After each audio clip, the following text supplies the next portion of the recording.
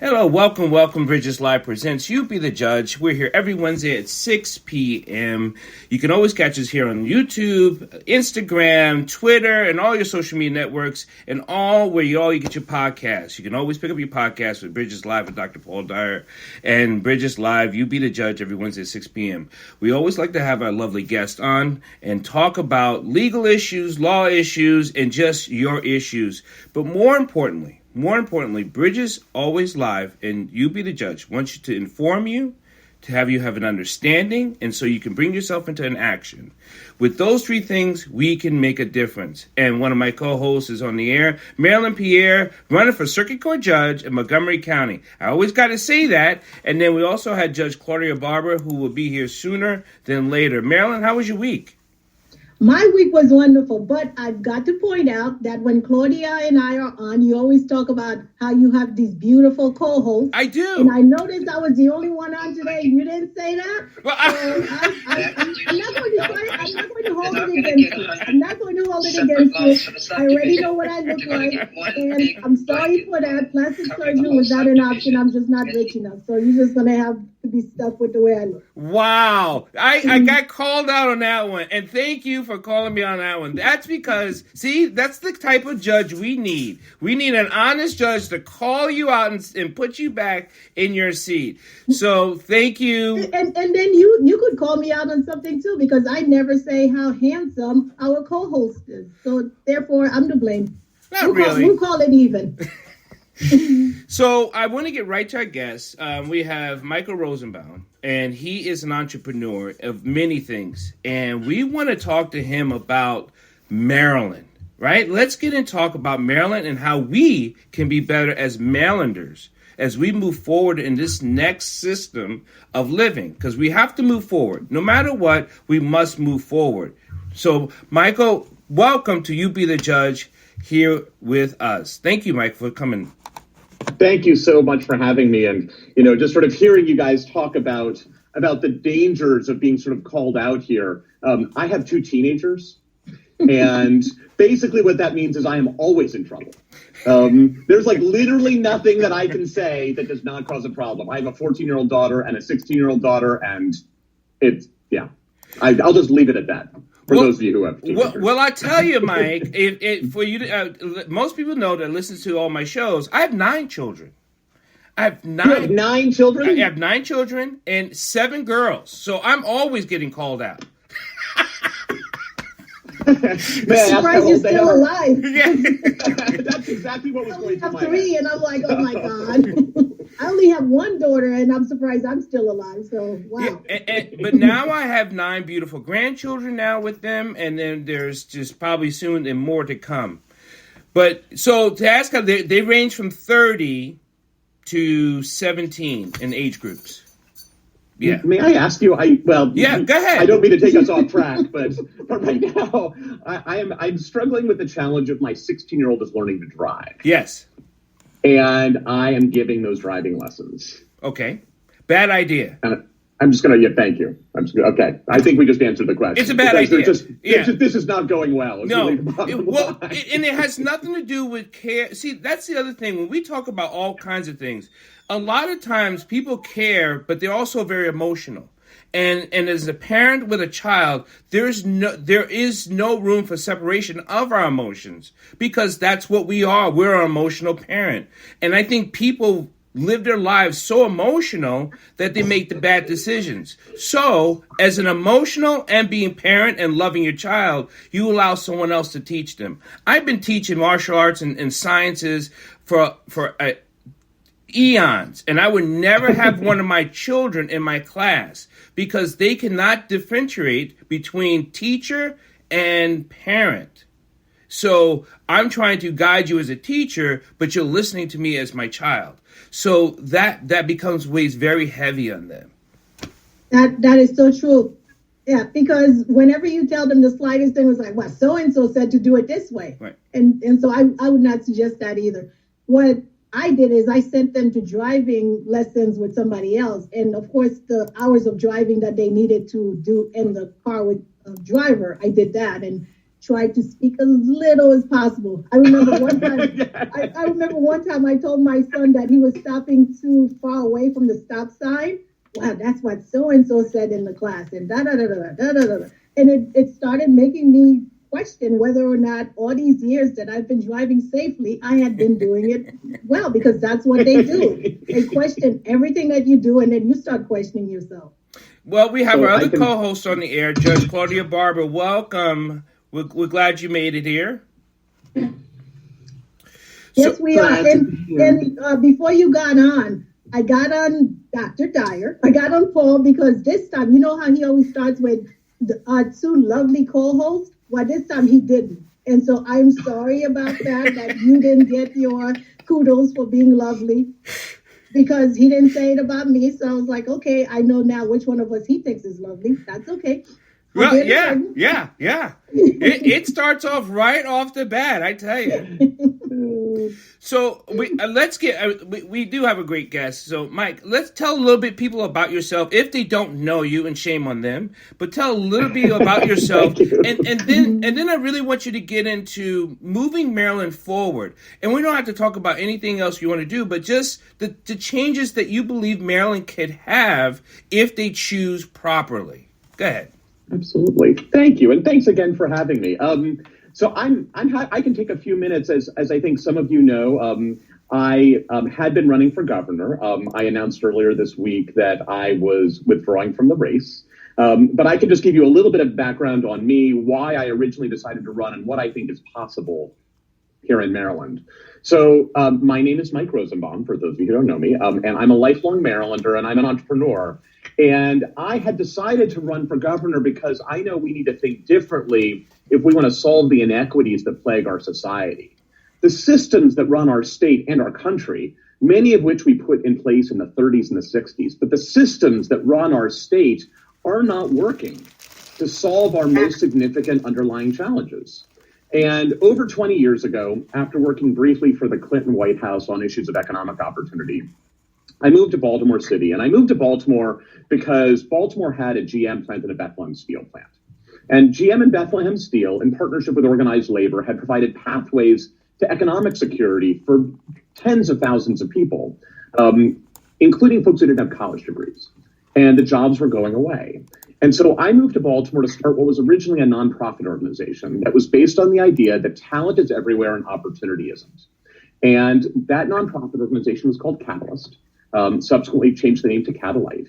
And what it did was it found folks who would have been working at GM or Bethlehem Steel, but weren't because the jobs had gone away, and were pushed out of the workforce, or were making cash under the table, or were making not enough to make ends meet. But folks who, given the opportunity, would be great in software engineering jobs. And we hired folks so folks could breathe and eat while learning. And we provided training and apprenticeship, and we moved folks into software engineering jobs. And interestingly, I had trouble raising money for the nonprofit organization. Folks who ran foundations didn't buy the idea that someone who might have been working at GM or Bethlehem Steel, who didn't look like what they were expecting a software engineer to look like, could be a great software engineer. And so I couldn't get money for the nonprofit organization. So I shut down the nonprofit and I started a for-profit company doing the same thing. Because I realized if I could charge companies that needed software engineers, I could use that revenue to build something. And so I grew that company over a long period of time. And the company grew incrementally for a while. And then in 2011, we got a deal with Nike. And Nike was building one of the early fitness trackers. It was a bracelet that tracked your step. And they sent the work overseas to be done. And it didn't work out for them. So they ended up moving the work back to be done in Maryland and with folks from Maryland, with teams put together by that company, Catalyte. And then the company took off. And so the company has hired thousands of people in every nook and cranny of this state and many other states. And folks have moved from an average income in their last job of $25,000 a year to an average income 5 years later of $98,000 a year. Think about that. $25,000 a year to $98,000 a year. Think about what that means for the ability to save, to buy a house, to raise a family, just to live a life of security and dignity. And after that company was successful, I started a second company called Arena that does something similar in healthcare. And it deals with the fact that healthcare is plagued with systemic bias based on race, class, and gender, particularly in promotion. So healthcare is a diverse industry, but it's a deeply not inclusive industry. And so if you look at the leadership teams of healthcare providers, they do not look like the total workforce. And what ARENA does is it reduces bias based on race, class, and gender in hiring and promotion in healthcare. And it fills about 100,000 jobs a year nationally in healthcare. Because like you, I know that folks in underrepresented communities and urban communities and rural communities are just as talented as everywhere else, but are far too frequently locked out of economic opportunity because of systemic bias based on race and class and gender. And I decided... And Mike, and here's the issue. Like when you say people of income has gone up, we also know the percentage of African Americans or minority people who can buy homes is less than 45% in Maryland. With the average white American, it's over 75% of people in homes. So even if income goes up, we still minorities are still outliners when it comes to being able to even get in a home. Totally. And there are a few reasons for it. One is, frankly, that we have all kinds of structures in place that prevent that economic mobility. So one of them is just like, how do I eat and breathe while I'm going to school or while I'm developing a skill? And, if my great grandparents had money and then my grandparents had money and then my parents had money and that made a space for me in my life to go to school, or develop these skills, then it's one thing. But if I'm starting with nothing, we make it incredibly difficult because I need a way of eating while I'm learning. And we have a basic structural problem that does that. But the second piece, which actually relates to a third business I started, is that credit scores themselves are a barrier.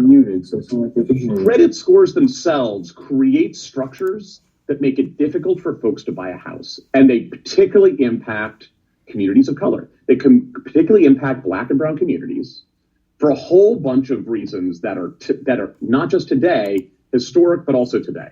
And because we rely so heavily on credit scores to create access to buying a house, we impact homeownership. We could solve that problem if just the state said, we're going to provide credit enhancement for everybody. We're going to guarantee mortgages. And so I actually set up a third company that was designed to do exactly that. But that is the problem. And the state actually has the opportunity to question a whole bunch of assumptions that we have. A whole bunch of assumptions we have about how we put our economy and our society together. And Maryland is better positioned than anywhere else to do it. We just have to be willing to do that. So I know Judge Barber's got one right on her tongue. So I'm not going to, this is not a question. So if Maryland's one of the richest states in the United States, and we could do it, so we as the people who are out must believe it's done on purpose. And I'm just going to leave it at that. So Judge Claudia Barber? Well, you took the words out of my mouth. I really believe that these inequities that you're speaking of, Mr. Rosenbaum, are real. But I believe a large percentage of people know about the inequities and know the system is rigged against people of color.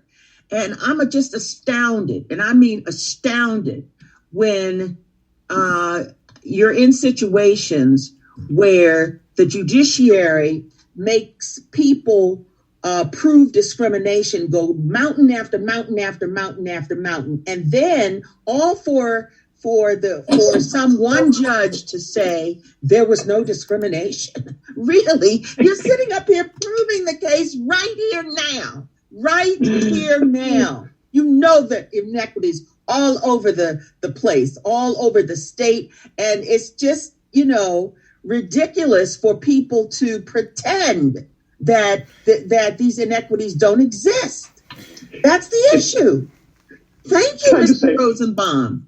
First of all, please call me Mike. As you know, because we have talked about this before, Judge Barber, I love talking to you about this, as you know. Yes. And I love hearing you talk about it. I think, as you know, I have so many thoughts on this. I'll make one point just sort of like structurally, and then sort of another point in terms of incentives. So my first point is, I think like all of us on this call get this, right? We all get that far too many people they're sitting on the bench, or they're sitting in a position of power And Right. they are the ones who are causing the issue. The question is why? Like, why? And I think our natural instinct is to say, well, we have like a whole bunch of people who, are racist or biased or some way who are sitting on a bench, and that's why we have this problem. But I think there's another set of questions that we have to grapple with, and we particularly have to grapple with, frankly, in terms of our political system, which is, why is it that even those of us who say something different, even those of us who say what we want is we want to rebuild the systems that embed this bias based on race, this bias based on class, this bias based on gender. We want to rebuild these systems, and it's terrible. Structural racism is terrible. We need to solve the problems. Why don't we solve them? Like, there seem to be enough of us saying it. Well, you just said all of the things. Redlining. Why pretend redlining doesn't exist? Oh, just stop. Just everybody just stop right there. But you know what? Redlining doesn't exist. Oh, come on. And not only that, you just said it in your beginning portion there about credit scores and how they impact communities with people of color. Oh, game's over. Please. So Judge Claudia Barber, scores they definitely use. So Judge Barber, he actually asked the same. If you bring it into the thing, we're all asking the same question. We all know it's there, and I did say it has to be purposeful. So someone has to come out on their podium and say, "This is exactly what I want." You cannot say, this is not what we want, because it hasn't changed, right? So will someone come out, will the collective people say, we want it this way, and you're going to be stuck with it? Exactly. That's exactly what's going on right now. Right. They know that the system is rigged, and it's rigged in their favor, so we like it this way. Hey, everything is fine, And then, and I listened to Governor Christie, Chris Christie, get on the air. Our judicial system is the best system. Well, it's perfect. He was referring to the Kyle Rittenhouse verdict. Right, I know he is. So, I mean, hey, it works. I'm like, really? For so many people, that speech is just so wrong. Mr. Mike, as a person that was looking into that house of the governor house and sitting in that seat, we can't fix everything. That's impossible. We know it takes time, and it takes people to do work. It takes the collective of Maryland and every state to do the work. But is there a way to correct the ship, so to speak, without breaking up the ship? Because if it keeps going down this way, we're going to have to blow up this ship and rebuild a new one, because we've been trying to rebuild it and the workers aren't getting paid. But the rebuilding, if you rebuild on something that's a bad premise from the start, you're still rebuilding on an error. So there's got to be major change there, such that, we work on these issues such that they fall out in an equitable way. And that's kind of difficult. But it's doable. It is totally doable. It's totally doable. I mean, when I first started going down the road of running, and I was digging into sort of what's possible, and Judge Barber, you and I have had this conversation. Maryland has the resources to guarantee a career to everyone in Maryland who wants one. Maryland absolutely could do that. There is enough money already in the budget for Maryland to guarantee a career to everyone who wants one. And if we did that, we could effectively eliminate poverty, and we could effectively provide a pathway to a job that pays enough money to raise a family to everyone in the state who wants one. Today, Maryland still has one of the highest unemployment rates in the entire country. And today, there are 4 larger industries that have 100,000 open jobs that provide a pathway to a job that pays at least $65,000 a year without a college degree. The reason why $65,000 is important is because the average income required to rent a 2-bedroom apartment in the state is $28.60 an hour. So if we can't get north of that, we're never secure. So we basically have this issue where we have lots of folks who are unemployed and lots of folks who are underemployed or stuck in jobs that don't ever provide security. And on the other hand, we have a whole bunch of open jobs. So again, why don't we solve the problem?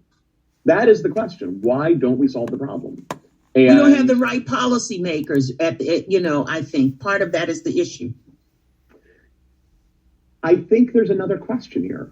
There's the folks who are making the policies, but I think there's another question, which is what do we as a state want? Yeah. And I think, there are a lot of different parts of this state. Sorry, go ahead. No, I really like what you said. Yes, I'm sorry. Judge Barbara, we have a question from the audience, and thank you everyone for listening to You Be the Judge. We're here every Wednesday at 6 p.m. Is Krista, is that correct? I saw your hand raised. Hold on. There you are. Now you're on mute. This system, we've been doing it for a year, and we still get it up. There you go. Okay, we'll try that again. Good evening, everybody. Thank you for acknowledging my hand being raised, and I appreciate what you had to say, Mr. Rosenbaum. I read a little bit on your website, and you have quite a bit of energy about you.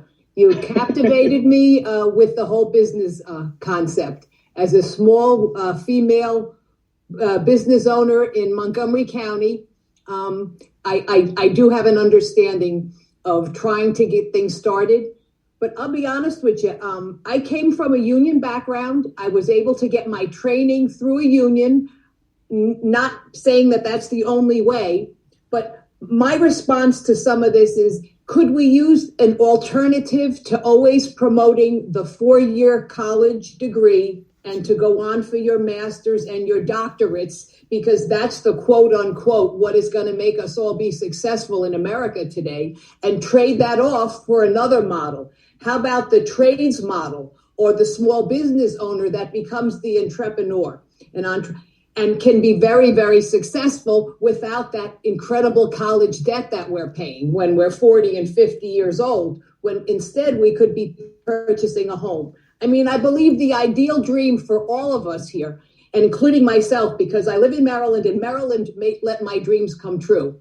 I was a widow, 2 children, went through a trade because I was going to school, and I couldn't. It was just such a challenge to try and be there, be present. As parents, we want to be there for our children. And ideally, we have to find a way to budget our time so that we're still there, not keeping our children in childcare all the time also. But yet we have to be able to offset the cost of childcare. So you're trying to manage all these different things. And what I found is apprenticeship programs where you're working and studying at the same time with, increased increments of pay can make a difference. And I'm not saying it's easy. It was a lot of hard work and a lot of hours, and you didn't call in sick very often. I think the first year in a standard apprenticeship program was 2,000 hours, which when you do the math, is not a lot of days that you can call it and say, I don't feel like getting up out of bed. So there's a sense of discipline that has to be established in that. But once you have that discipline down, I think you're on your pathway to success. Because most apprenticeship programs you will graduate from, and I don't only mean just labor, but there's various areas, anywhere from your business model to someone else that may be in the arts, someone else that may be in like STEM with engineering. But if we can train our students and our young people early on and get them in the path of a direction of their choice, but as they're working in that field, they're also being educated and they're making a wage that's reasonable. I don't know that the first day you start out that you're going to be making the $28, $35 plus an hour. But you know that if you complete the program, at the end of it, you will. And with that mindset, knowing that, that's security to me. If someone says to me, Krista, if you stick with this for 5 years, you're going to be making $120,000 at the end, and with all the overtime that you want. You know what?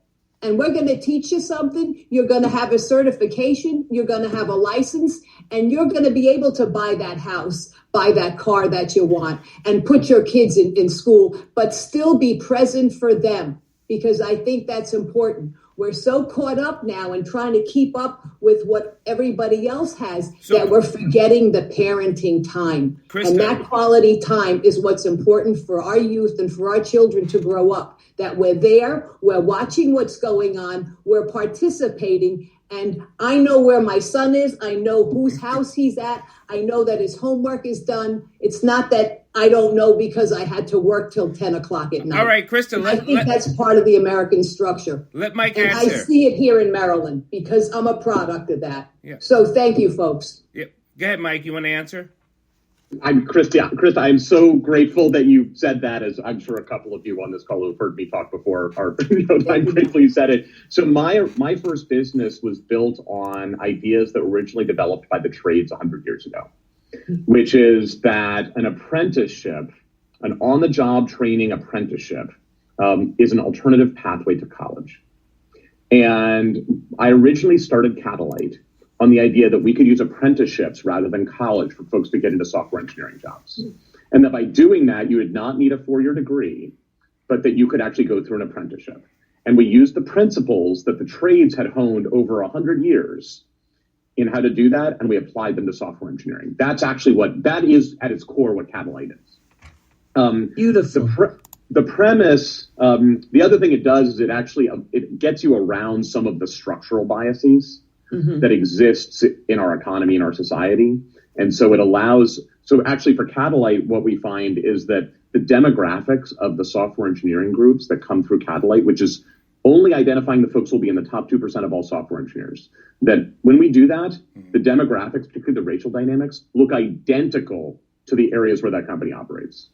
Identical. And that is true in 42 states. And Catalyte has operations in 42 states. Racially identical to where the company operates. Well, Krista, I have another answer to your question. They removed a lot of the BOCES programs out of schools. They removed that because it was helping minorities and underprivileged kids get jobs. So they stopped a lot of those programs because it was uplifting a lot of those kids in the late 80s and the early 90s. They removed that from a lot of schools. So that, again, it goes back to the original question that we're all asking here. If we know there's a difference, we know there's a systematic issue, then some people are wanting to keep it the status quo, kept the way it is. Now, here's our ultimate question that we're all joining hands in, is the people need to be called out that want to keep it the way it has been for the last century. And everybody needs to say, you are part of the problem. Whoever the you is, we got to point the finger. There is no half-stepping, or it used to be like, stop p-footing around and call the people out that are not doing what they said they would like to do for America and for Maryland. Because that's the root of the issue. People are trying to just say the things that people want to hear, and you listen emotionally. Right? You're listening to because you like the person, because they remind you of an Uncle Fred or whatever. They remind you of someone you like. But their policies is not for Maryland. It's for the elite few and to keep the others caged. Now let's get into the prison issue. We have a huge issue, as most people on this call as attorneys. We have killings that have not been solved because it's a racial issue. We have imprisonment that is an issue because it's a racial issue. And yet our present governor, hasn't done anything in 8 years. Mike? It's so true. Well, I mean, again, this is a conversation that, George Barber and I had as well, which is that I think that we all get that the criminal justice system itself does what it was designed to do. right? I mean, not to put too fine a point on it. No argument there. No argument does what it was designed to do. It's working. It's working, right? It's doing what it was designed to do. So it's how do you restructure it and how do you rebuild it? And I think there are a couple pieces of it. I think there was someone in the gubernatorial campaign who used a line that I'm going to quote, and I hope it's okay that I quote what someone else said here. But I don't want to be jacked by the police, and I don't want to be jacked. And so you've got this sort of basic issue of how do we deal with sort of like the broader societal question of equity in the criminal justice system and equity and public safety in the neighborhoods, right. In every neighborhood.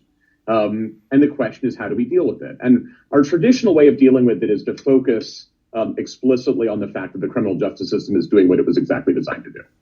And so that's something that we obviously need to deal with and rebuild really from the ground up in a lot of ways. But there's another question, which is, I've lived in Baltimore City most of my adult life. And, the fact that we don't make it possible for returning citizens to reenter the economy is a core fundamental problem, because the reality is no one is born saying, like, I want to sell drugs or I want to do something. But if we as a society don't give any other option, like the average income of a Baltimore City high school graduate 6 years after graduation is $24,000 a year. Well, we just had a squeegee kid just get beat up. Right. I mean, he got brutalized, beaten with a mini bat. Right. Like, I don't know. Again, I live in Baltimore City, and, like, squeegee kids are doing it for the money. Like, you're not doing it because, like, that's really what I want to do today. We're doing it for the money. So what if we say we can provide a pathway to everybody? So again, when I dug into the state budget, I realized we could hire 250,000 people in the state.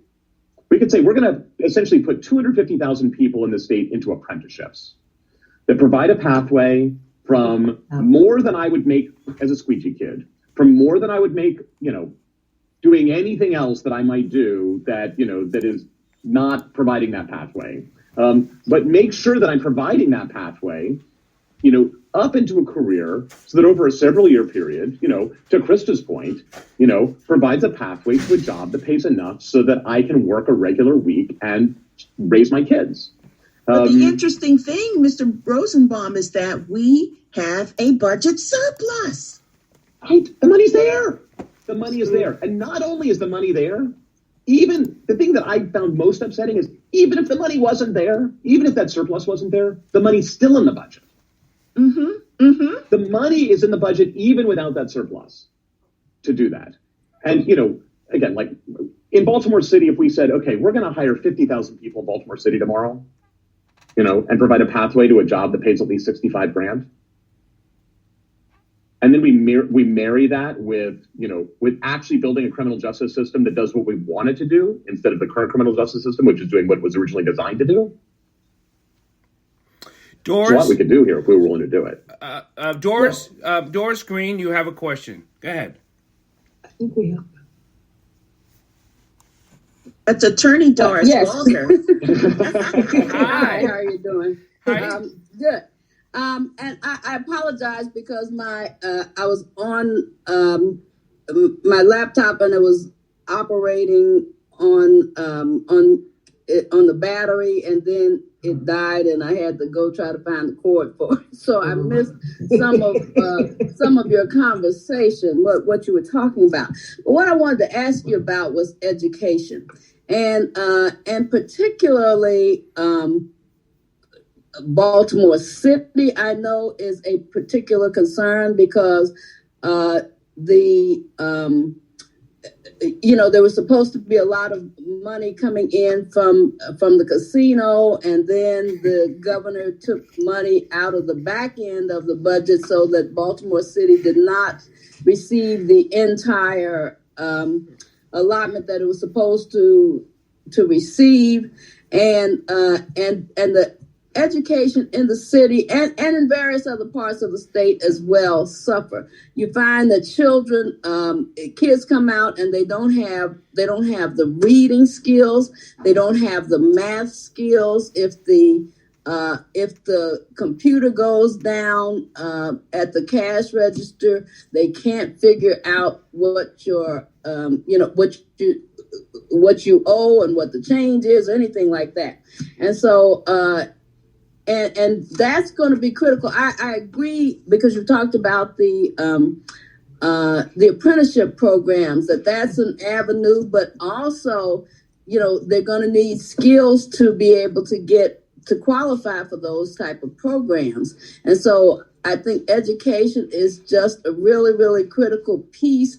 And that's a need that's not being met. I know it's a very, very complex issue, but what type of proposals do you have? What are your thoughts in terms of how to improve that? Totally. So when my first nonprofit business, Catalyte, hires someone in Baltimore, we get like 12 applications within 4 blocks of someone's house. And what that is hope. When I have hope, when I know someone who has a pathway, I engage with things differently. If I have no hope, then I engage with things in a different way. And today we expect the schools to solve all the problems. We expect the schools to do everything. The reality is that we as a state and we as a society have an obligation to solve issues around the schools. If we say, if you work really hard in school, there will be opportunity on the other end of that high school degree. And that opportunity will be enough to raise a family. If we do that, then we actually deal with a chunk of the issue. But then there's the question of how do we build the school itself to make sure that it can do everything it needs to do to make sure that folks can get skills, and so that when folks are engaging and do want to sort of run that path, that folks can run that path. And I've lived in Maryland pretty much my whole life. And as long as I have been alive, I have listened to political figures in this state talk about how important schools are. We've talked about, we had the Orton Commission, now we've got the blueprint, we legalized gambling so we could take the money, to your point, and put it into schools. Now we're about to legalize cannabis. There are other reasons to legalize cannabis, but the reason why so many people in the legislature are excited to legalize cannabis is there's a whole bunch of money that's going to fall from the sky, because we in Maryland love our get-rich-quick schemes.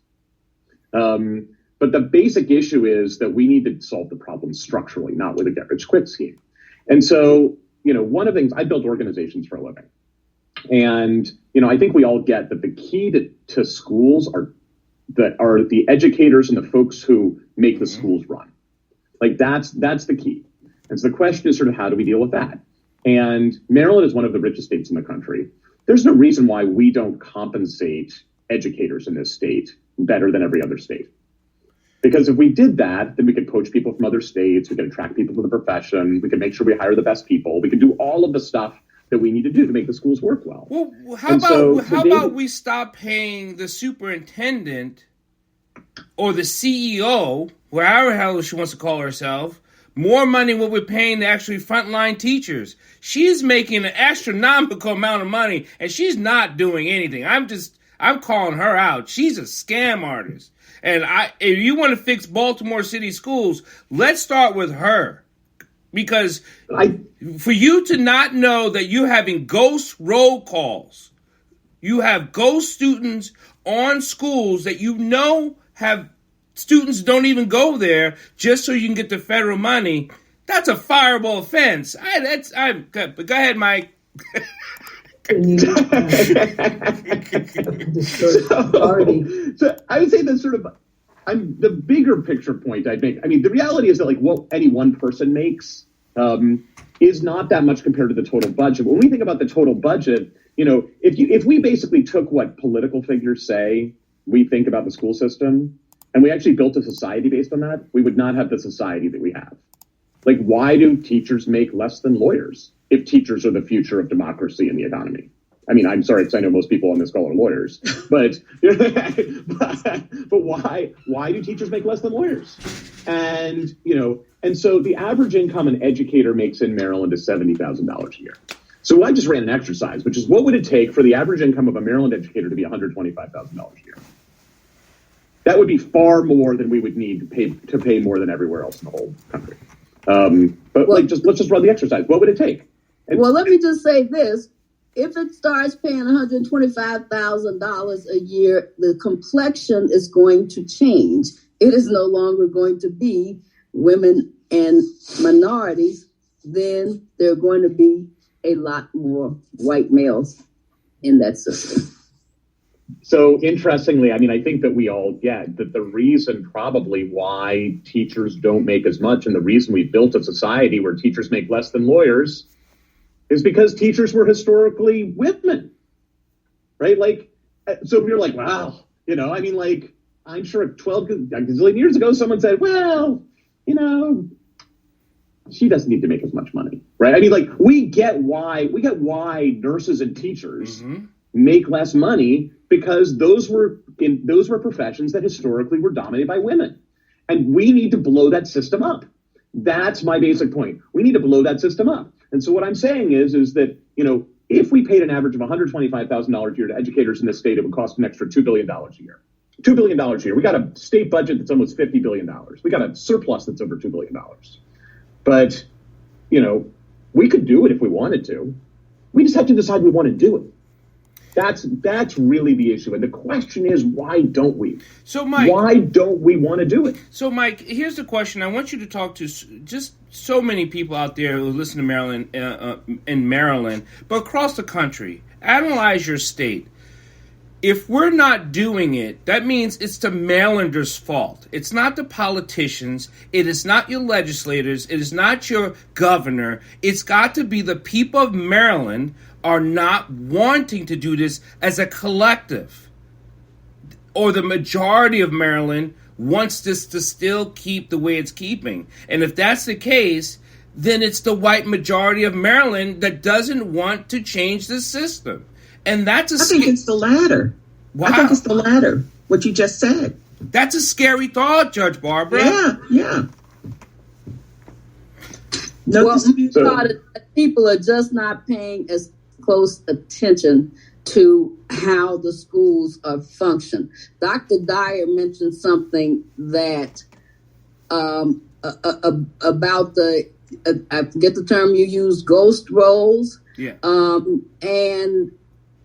And that sticks out to me because I recall getting some records in a case for a child we knew had not been present in school because she was somewhere else for weeks.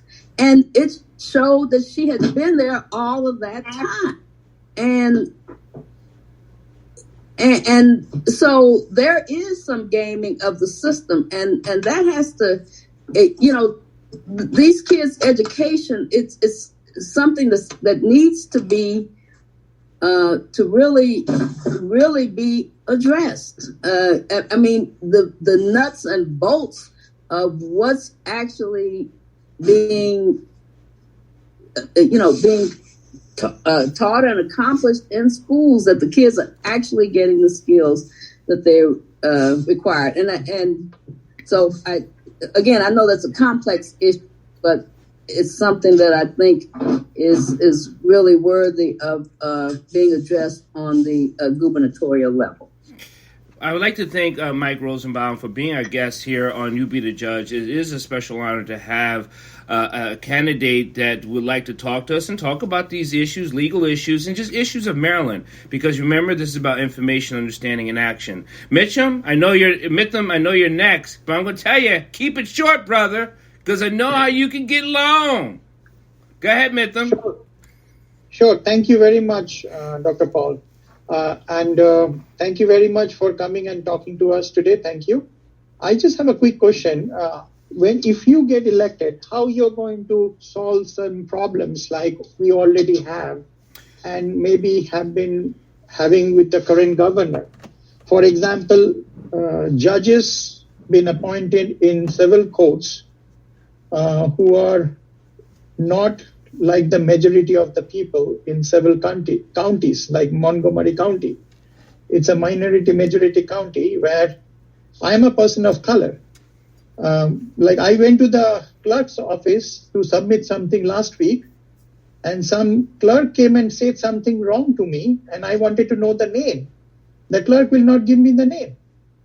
And then I said, why clerk is hiding the name? They said, no, the clerk got scared of you. I said, scared of me? I don't even have a weapon in the courthouse because you go through the security check. How can I be scared by asking the name of a clerk? So this is the problem with this system and this county and the state. This is the traumatized situation. Number one. Number two is we have housing, affordable housing project.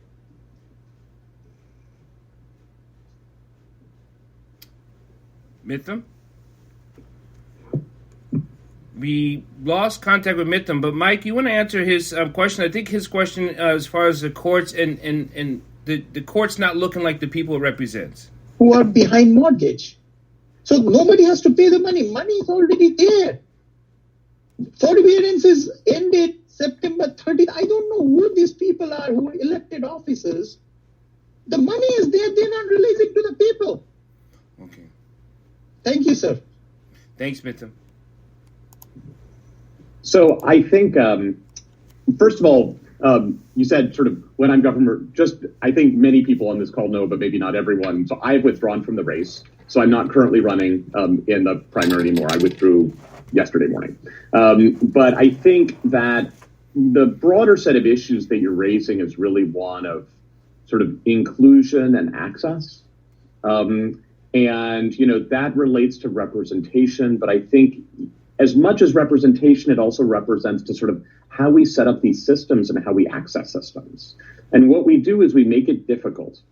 We make it difficult to access systems. And that exists whether it's, how do you do business with the state? Because we set up a whole bunch of systems that make it difficult to do business with the state. And that basically give a bias to folks who have had businesses that have been around for 100 years against folks who have newer businesses that aren't capitalized as well. It relates to the criminal justice system, where we think about access and inclusion in the criminal justice system. Who is a judge? How do we choose judges? How does the process for choosing judges work? How does the process for choosing people work?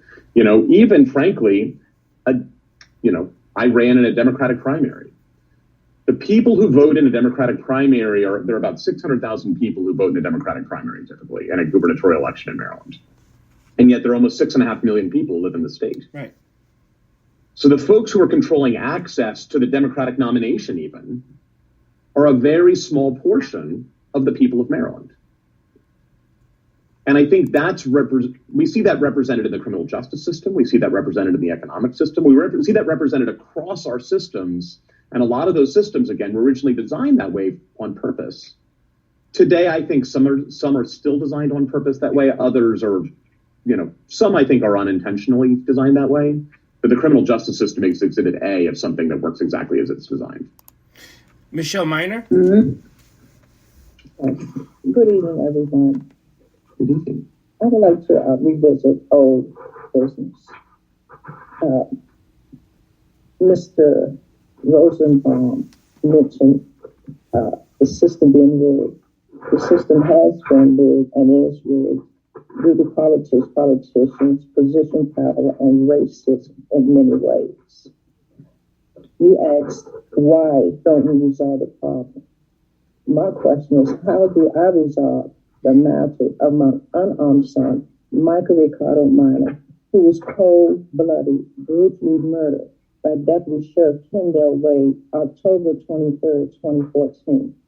I have reached out and I have cried out for 7 years. And here today, I'm still in the same place where I was 7 years ago. Even today, I called around to legal service, legal aid. I was informed that I need a private attorney. If child, grandchild, cousin, niece, or nephew, uncle or aunt. They would want someone to support as well. I think it's good. My life has been turned upside down, traumatized, emotionally disturbed, feeling stuck, experiencing stagnation for 7 years. No motivation, no one to support me. And I pray every day and asking God to keep me because it's unfair. And even the proof is in the pudding. I have written to the state attorney's office, public affairs. They received the 911 transcript. Well, I have a copy of the 911 transcript, which nothing speaks about the conversation with the dispatch operator. I asked, why can't the audio be released? Watching the news with Rittenhouse and Aubrey, they can't tell me that they are not able to retrieve the audio of the conversation with the dispatch operator and Miss Beverly Lewis, Michael Minor's ex-girlfriend. Why won't someone help me? I know what I heard when Angela Alstonbrook released it. And it stated, Miss Lewis said, you don't have to come, he's not here. And the dispatch operator say, we're coming out because once you call, we have to come. And the dispatch operator stated, when we come, we want to shoot him. Why won't somebody help me? I've seen the audio being released, the camera footage. Mrs. Evangelist Minor, one of the things you're saying suggests strongly, and again, I don't know all the intricacies of this. It sounds strongly like where Ahmaud Arbery's mother was 2 years ago, before the New York Times broke the story. And she got more traction from all the errors that happened, prior to that. So there is a Maryland Office of Attorney General, Special Prosecutor Office that needs to know what you know, and perhaps can take under consideration what evidence you have. Is my thought. Judge Barber, if Deputy Sheriff Wade was white, Reverend Al Sharpton and Attorney Crump would have taken my case. Due to the fact that Kendall Wade is black and my son was black, no one wants to get involved.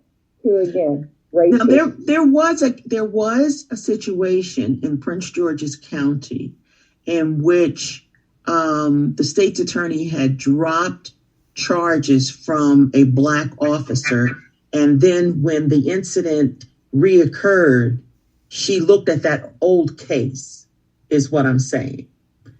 And this still requires attention, in my opinion, based on what you shared with me, so that we go under every rock until the full evidence is brought into the picture. Judge Barbara, I know I've talked with Evangelist Minor about her son being killed, and we've gone over this.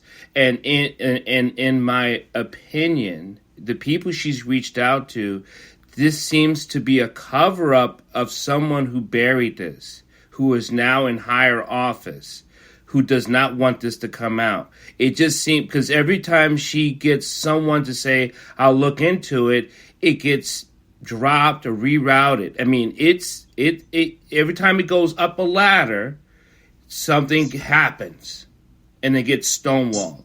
And I suggested to her, which is sad, that I believe there's someone that's in office that got into a seat that's sitting there still, or someone's benefited from this from 2014 to now, that this doesn't want to come out. Now, I guess to you, Mike, do you believe that this goes on still in our Maryland politics? from what you know? So, I mean, I just have to say, Ms. Miner, like, there are no words to express what you're going through, and I pray for you, and I am so sorry, because what you're dealing with is wrong on so many levels. I think that the challenge we have is that we all recognize that, that there are far too many parents who continue to have experiences of losing a child, at the hands of the criminal justice system. And that I think it actually not only do we have the question, sort of, how do we make sure that we shed light on those issues and make sure that, in fact, that, that when they happen, that we sort of make sure that justice is served. And, I think we've just sort of seen a couple of instances nationally of that, which are, as I think every single person on this call knows, is just the tip of the iceberg of what happens in Maryland and every other state. The fact that there's somehow a shock for the last couple of years to the nation is a shock in itself, and is upsetting in itself that it has taken this long for anyone even to pay attention. But I think that we need to make sure that we have justice for folks who are victims of this, individuals and families that are victims of it. But also we need to say this needs to stop. And the question is, how do we stop it? And in my mind, that is what we need to be focused on, Maryland, is how do we make sure we have justice, and how do we make sure that it doesn't happen anymore? And that is our mandate, right? That is what we need to be doing. That is what is our moral obligation, and not just moral obligation, but obligation if we want to have a society that we all want to live in, is how do we make sure this stops? And the reality is that we actually have the tools to rebuild these systems. We just have to be willing to use them. Well, I'd like to thank everyone for joining us. We don't have much time left, so I'm going to give Mike the last sign-off of how can we just move Maryland forward. And again, Evangelist Miner, and I know we have comfort. We have people on our show that have come on our show that's lost children by the hands of police officers in wrongful deaths, and we have heard many of our stories here on this show on You Be the Judge. And like Mike said, there's too many of these stories across the country and here in Maryland. But before we take off, moving Maryland forward, your last thoughts, Mike, before we take off. First of all, thank you for having me. As I'm sure you can tell, I've enjoyed this tremendously, and I really hope that we can continue this conversation. I think that we need to recognize that, that the kind of rebuilding and transformative change we're talking about is possible. And I think that the task in front of us is to persuade our neighbors that change is possible, that we can rebuild these systems, that we don't have to keep going down this road and keep having the incremental changes and the tweaking around the edges that has been basically our strategy in this state as long as I've been around. And that we have an opportunity not just to transform our state to be a model for the rest of the country. And that is actually what we should be doing. And that, that I think that realizing that that is possible and, speaking from the top of rooftops about it being possible is what I hope we will all do. But thank you again for having me, and I'm really grateful. Well, thank you. And it's on the subject. If you have money in your coffers, are you going to start sending it out to other candidates in Maryland? How does that work? So I am not going to be making any endorsements in the gubernatorial race.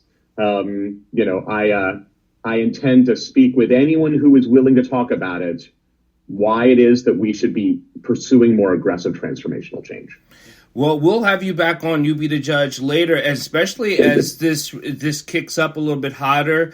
We'll start really, because I think we need to point the fingers of they're not speaking truth. They're not speaking transformation. They're speaking the same old, and they're keeping the same players. So I'm good with that. Thank everyone for joining on You Be the Judge every Wednesday at 6 p.m. You could join us here. If you would like to question and give us comments, you can always inbox me at drpaulwdyer@gmail.com or just inbox all your social media, and we'll get to it. Judge Barber and Marilyn Pierre running for Circuit Court Judge Montgomery County. Please send money for her to win because she needs money to win. You, Krista, you want to say something? Are you running for a race? Yes, I didn't know. Running for Montgomery County Council too. So I didn't know. Now I know. I can put my website in the chat, but you might be seeing me here in the future. So that'd be great.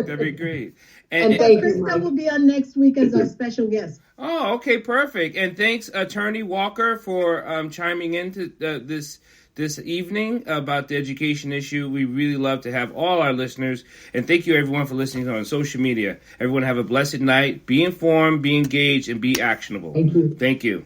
Thank you. Thank you. Bye.